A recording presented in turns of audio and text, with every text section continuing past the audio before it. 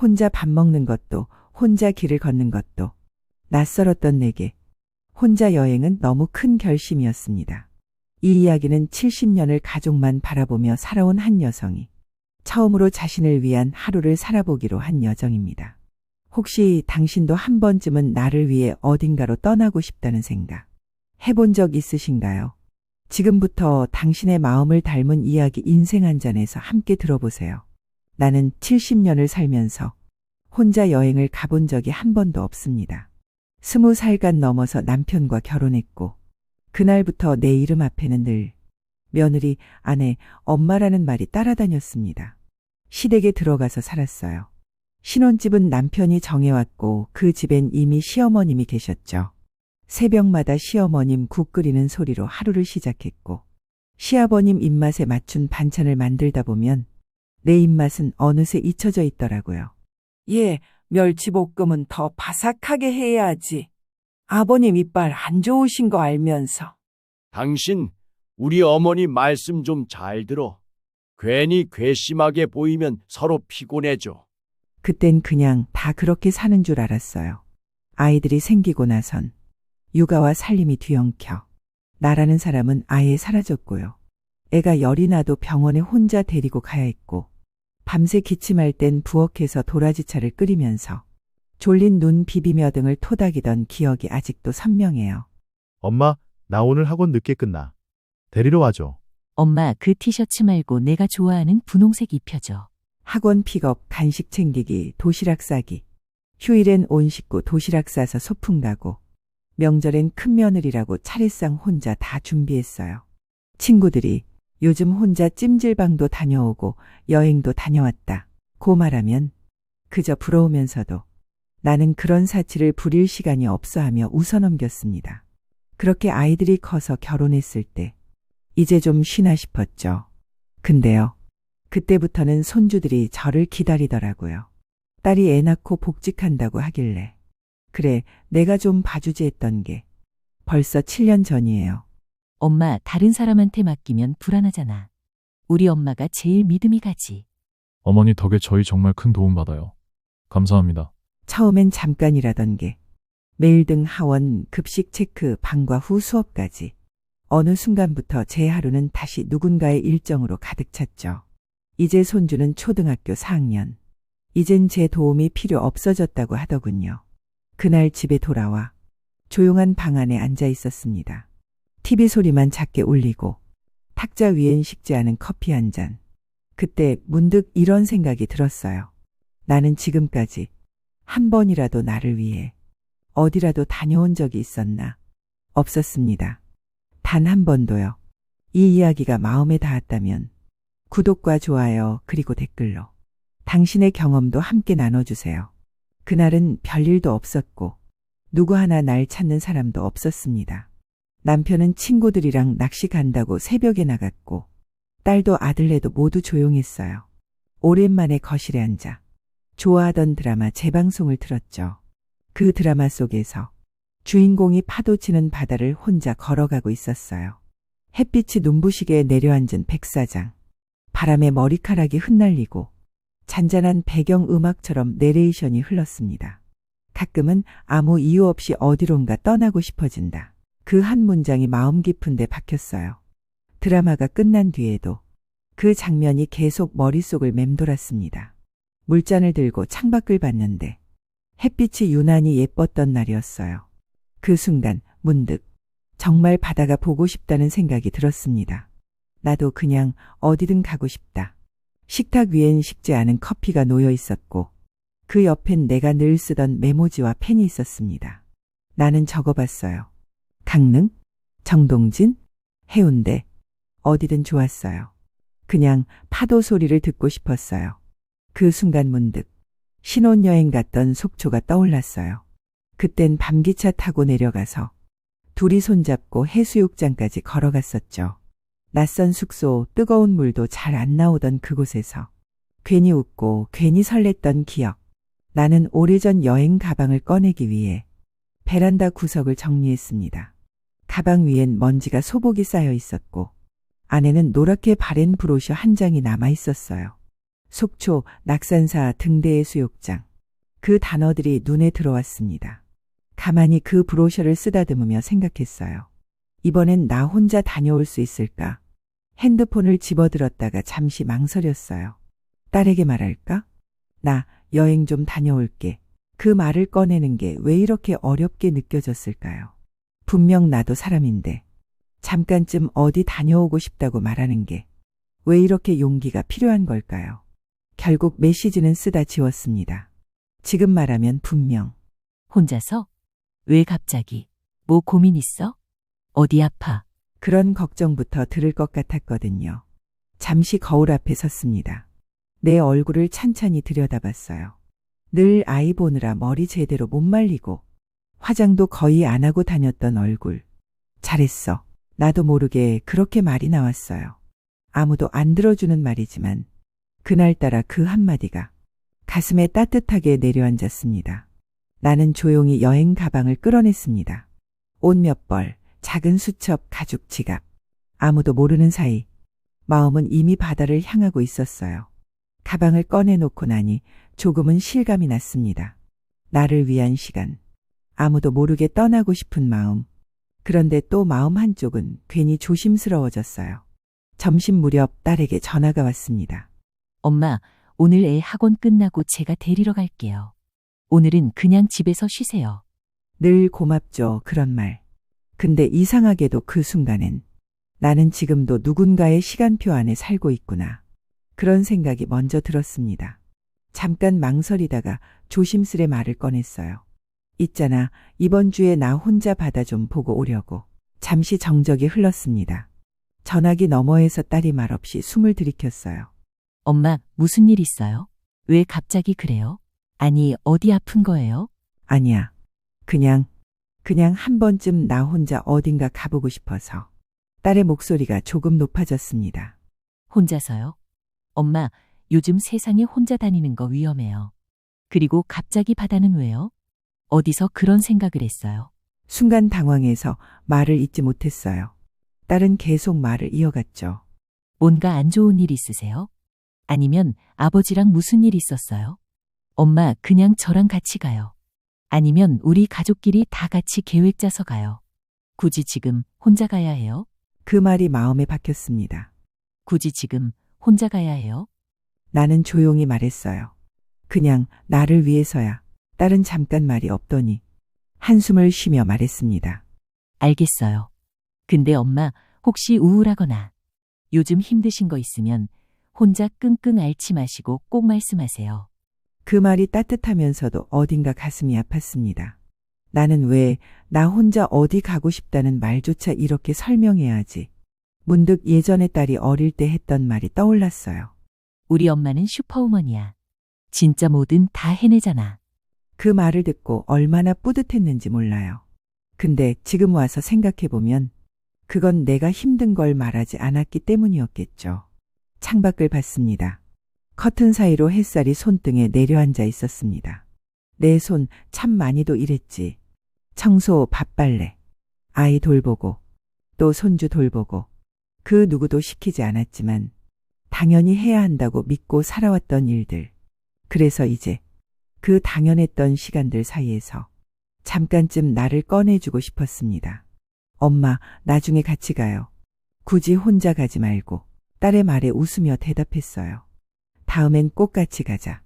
이번엔 나 혼자 다녀올래. 전화를 끊고 잠깐 거울 앞에 섰습니다. 거기엔 화장기 없는 내 얼굴, 희끗한 머리카락, 조금 굳은 표정이 비치고 있었어요. 그런데 이상하게 그 얼굴이 낯설지 않았습니다. 나는 조용히 중얼거렸습니다. 괜찮아. 이번엔 진짜 괜찮아. 누구에게 떼쓰는 것도 아니고 누구를 원망하는 것도 아닌 단지 오랜 시간 속에 묻어두었던 나라는 사람을 이제야 다시 꺼내어보는 중이었습니다. 여행을 가기로 결심한 다음 날 나는 이른 아침부터 눈을 떴습니다. 햇살이 부엌 창문을 통해 들어왔고 찻잔에 따뜻한 물을 붓는 소리가 조용히 집안에 울렸습니다. 내가 타는 커피 향이 이렇게 좋았던가. 문득 오래전 잊고 지냈던 향기 하나가 나를 조용히 깨웠습니다. 조용히 방으로 들어가 며칠 전 꺼내둔 작은 가방을 열었습니다. 수건 2장, 여벌 속옷, 간편한 옷까지 몇 벌. 그리고 딸이 예전에 사준 분홍색 바람막이 점퍼 하나. 지퍼를 올리며 혼잣말처럼 웃었어요. 이걸 언제 입게 될까 했는데 오늘이네. 짐을 싸는데 15분도 걸리지 않았습니다. 그렇게 간단하더라고요. 사실 필요한 건 옷보다도 나를 데려갈 마음 하나뿐이었는지도 몰라요. 거울 앞에 섰습니다. 어제보다 오늘 조금 더 또렷해진 내 눈동자. 화장은 하지 않았지만 나를 닮은 얼굴이 괜히 반가웠습니다. 휴대폰을 들고 카카오톡을 켰습니다. 딸에게 짧게 메시지를 남겼습니다. 엄마, 잘 다녀올게. 바다는 생각보다 가까이에 있더라. 보내고 나니 괜히 쑥스러워. 폰을 뒤집어 놓았습니다. 현관문 앞 신발장 위에 놓여있던 10년 넘게 신은 운동화를 꺼냈습니다.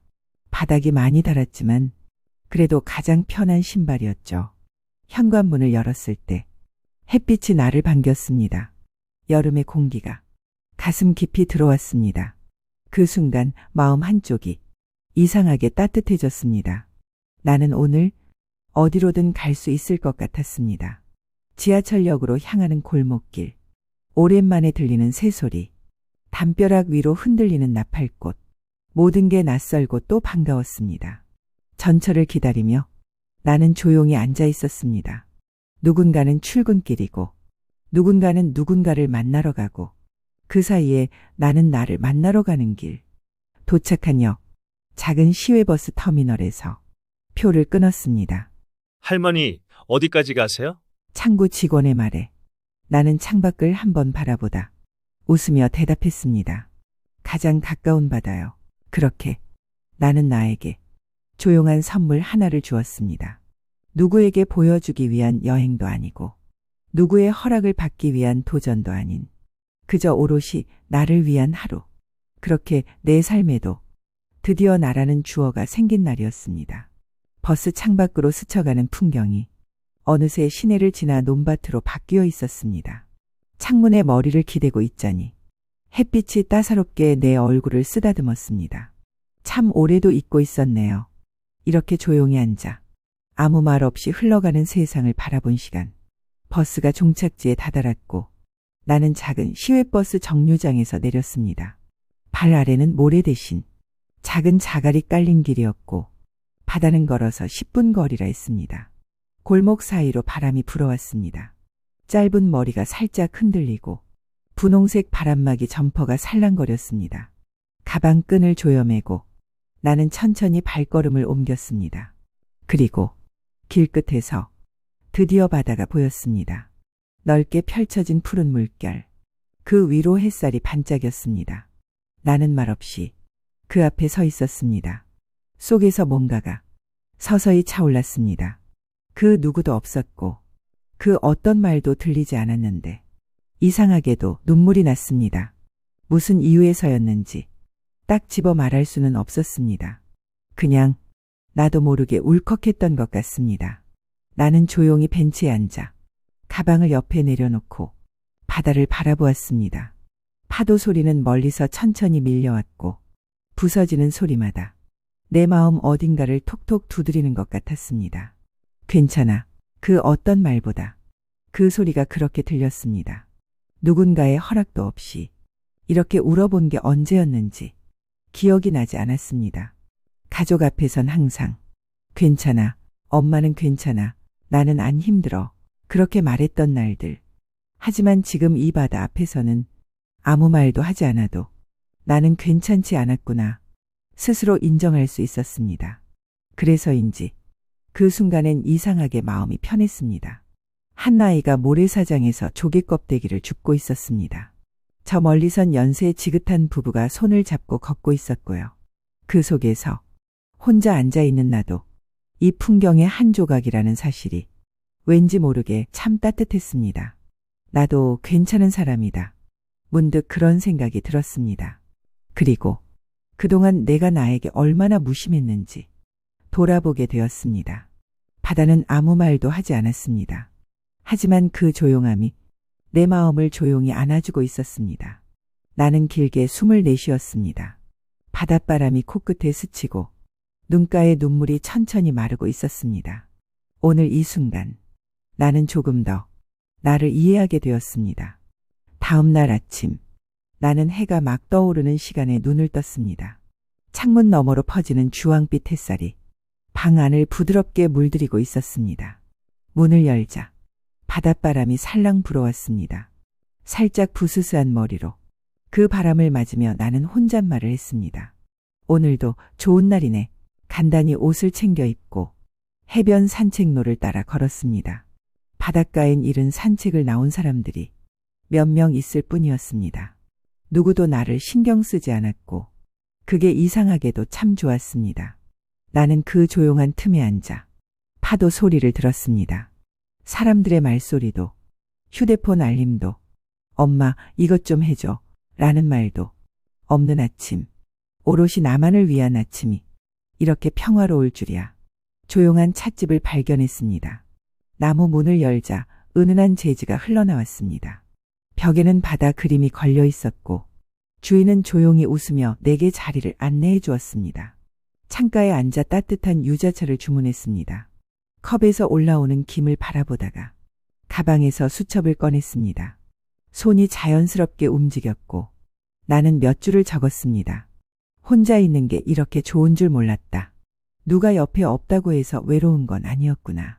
글자를 따라 내려가며 마음이 조금씩 정리되었습니다. 문득 떠올랐습니다. 며느리가 몸살이 났던 어느 날 나는 새벽에 일어나 손주 도시락을 싸고 아침밥까지 챙겼었죠. 그땐 힘들다는 말조차 누구에게 꺼낼 틈이 없었어요. 그렇게 매일 누구의 부탁을 듣고 누구를 위해 손을 움직이고 누구의 눈치를 보며 살았습니다. 그런데 오늘은 달랐습니다. 아무도 나를 부르지 않았고 누구도 내 스케줄에 끼어들지 않았습니다. 이 조용한 찻집 안에서 나는 처음으로 나를 바라볼 수 있었습니다. 밖을 보니 파란 하늘 아래 갈매기 한 마리가 여유롭게 날고 있었습니다. 그 모습이 꼭 지금의 나 같다는 생각이 들었습니다. 옆 테이블에는 나보다 조금 젊어 보이는 여성이 커피를 마시며 책을 읽고 있었습니다. 그녀의 얼굴엔 미소가 있었고 그 모습이 어쩐지 보기 좋았습니다. 나도 저렇게 웃고 싶다. 작게 중얼이며 나는 수첩을 덮었습니다. 그 순간 찻집 주인이 다가와 조용히 말했습니다. 혼자 오셨나 봐요. 나는 살짝 머쓱하게 웃으며 고개를 끄덕였습니다. 네, 처음이에요. 이런 건. 처음은 늘 낯설죠. 하지만 금방 좋아지실 거예요. 그 말에 나도 모르게 마음이 따뜻해졌습니다. 유자차 잔을 들어 한 모금 마셨습니다. 차의 온기가 천천히 몸 안을 돌고 마음 깊은 곳까지 퍼졌습니다. 그러다 문득 찻잔에 비친 내 얼굴을 보았습니다. 예전보다 주름은 늘었지만 오늘은 어쩐지 그 얼굴이 예뻐 보였습니다. 그동안 얼마나 많은 시간 동안 내가 나를 미뤄두고 살았는지를 그제야 알 것 같았습니다. 누구에게 보이기 위한 여행도 아니고 누군가를 위해 희생하는 시간도 아니고 오롯이 나를 위해 떠난 이 하루가 내 마음을 이렇게 가볍게 해주다니. 혼자였지만 전혀 외롭지 않았습니다. 오히려 혼자인 지금이 가장 따뜻했습니다. 나는 유자차를 또 한 모금 마셨습니다. 몸 안으로 퍼지는 그 온기에 눈시울이 살짝 붉어졌습니다. 그렇게 나는 나와 함께하는 시간을 처음으로 좋아하게 되었습니다. 찻집을 나와 천천히 바다 쪽으로 걸었습니다. 아침 햇살이 부서진 파도에 반짝이며 눈이 시릴 정도로 아름다웠습니다. 주말이라 그런지 해변엔 가족 단위의 나들이 객도 보였고 어린 아이들이 모래를 차며 뛰어다니고 있었습니다. 모래밭에 앉아 무언가를 조심스레 쌓는 아이. 그 옆에서 스마트폰으로 사진을 찍는 젊은 엄마. 나는 그 풍경을 조용히 지켜보며 어딘가 부러운 듯 미소를 지었습니다. 나는 조심스레 신발을 벗고 파도 가까이 다가가 발을 담갔습니다. 물은 차가웠지만 금세 익숙해졌고 그 순간 몸 어딘가가 툭 하고 풀리는 느낌이 들었습니다. 긴장과 책임 그리고 늘 타인을 먼저 생각하던 그 무언가가 조금은 내려놓아지는 듯했습니다. 조금 더 걸어가다 바다를 등지고 조용한 바위 위에 앉았습니다. 바람이 잔잔하게 불어왔고 가방에서 조심스레 휴대폰을 꺼냈습니다. 그래, 한번 찍어보자. 나는 화면 너머 풍경을 바라봤습니다. 그동안 내 폰 사진첩에는 손주들 사진, 남편 밥상 사진, 가족들과 찍은 명절 사진뿐이었죠. 그런데 오늘은 온전히 내 눈에 담고 싶은 풍경이 있었습니다. 내가 좋다고 느낀 하늘, 파도 위를 날아가는 갈매기, 그리고 나는 조심스레 셀카 모드로 바꾸어 바다를 배경으로 사진을 찍었습니다. 바람에 머리가 헝클어졌지만 화면 속 나는 그동안 내가 알던 나와는 조금 달랐습니다. 괜찮은데? 웃고 있는 나를 보며 어딘가 낯설지만 따뜻한 감정이 피어올랐습니다. 생각해보면 어릴 때 내 꿈은 여행 작가였어요. 세상 곳곳을 돌며 내가 본 것, 느낀 것들을 글로, 사진으로 남기고 싶었죠. 하지만 그 꿈은 결혼과 육아, 그리고 어른이라는 책임 속에 차곡차곡 접어두었습니다. 그게 너무 오래되어 꿈이 있었다는 사실조차 잊고 살았던 거죠. 그런데 오늘 내가 다시 셔터를 누르며 느꼈습니다. 나는 여전히 무언가를 느낄 수 있는 사람이구나. 어떤 장면에 감탄하고 그걸 간직하고 싶어하는 마음이 아직 내 안에 살아있구나. 지나가는 모녀가 웃으며 사진을 찍는 모습이 보였습니다. 어린 딸이 어깨에 기댄 채 엄마 예뻐 라고 말하는데 그 말이 바람을 타고 내 귀에까지 들리는 듯 했습니다. 그 모습을 바라보며 가슴 한켠이 따뜻하게 무너졌습니다. 언젠가 나도 저런 말 들어본 적 있었지. 나는 다시 카메라를 들고 바다를 향해 셔터를 눌렀습니다. 이번엔 남이 아닌 나를 위한 한 장이었습니다. 숙소 창가에 조용히 기대어 아침 햇살이 일렁이는 바다를 바라봤습니다. 여전히 같은 파도, 같은 하늘, 같은 갈매기였지만 어제와는 다른 마음이 제 안에 자리 잡고 있었습니다. 이 여행은 누가 시켜서 한 것도 누굴 위해 준비한 것도 아니었습니다.